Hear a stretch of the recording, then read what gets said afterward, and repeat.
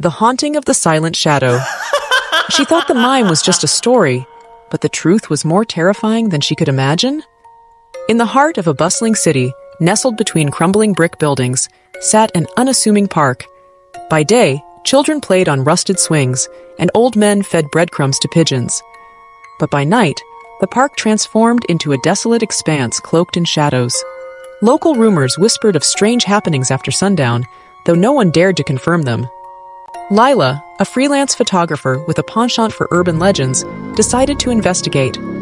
She had heard the tale of the Silent Shadow, a mime who supposedly haunted the park after dark. The stories were strange.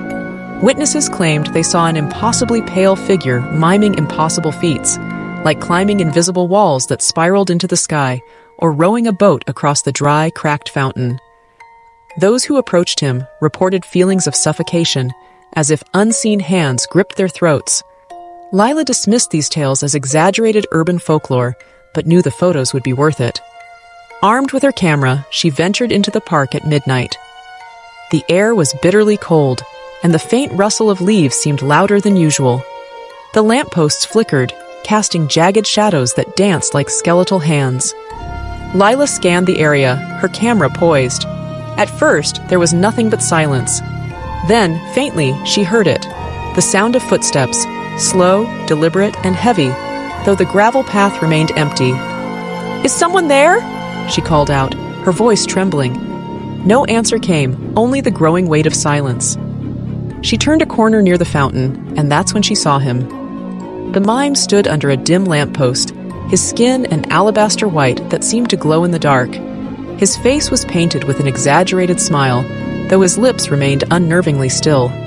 He was dressed in the traditional striped shirt, suspenders, and gloves, yet there was something off about his appearance. His limbs seemed too long, his fingers unnaturally thin, like brittle branches. Lila hesitated but raised her camera. The mime tilted his head, as if curious, and began miming. He started with a simple act, pretending to pull a rope. But as he tugged, Lila felt an inexplicable pressure on her chest, as though an unseen force was dragging her toward him. She stumbled back, heart racing, but the mime continued. He pretended to climb a rope ladder, his movements unnaturally fluid, almost serpentine. As he ascended, his feet left the ground, defying gravity. Lila's breath quickened as she captured the scene on camera, her rational mind struggling to comprehend what she was witnessing. The mime stopped and pointed at her. His smile widened unnaturally, stretching ear to ear. Slowly, he raised his hands, miming a box. "No," Lila whispered, realizing what he was doing. She felt it immediately, an invisible barrier forming around her.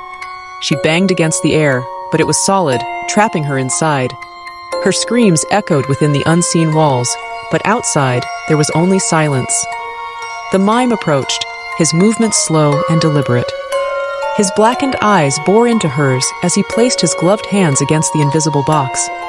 He tilted his head again, as if studying her, before pretending to press a button. Box began to shrink.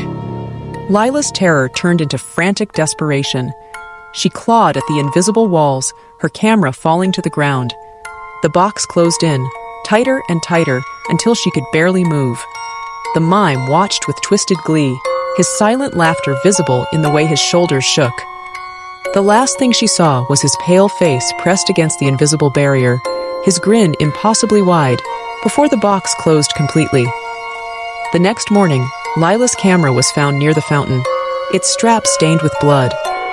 The memory card contained a series of photographs: the empty park, the distant silhouette of the mime, and finally, an extreme close-up of his face, his grin frozen in stark black and white.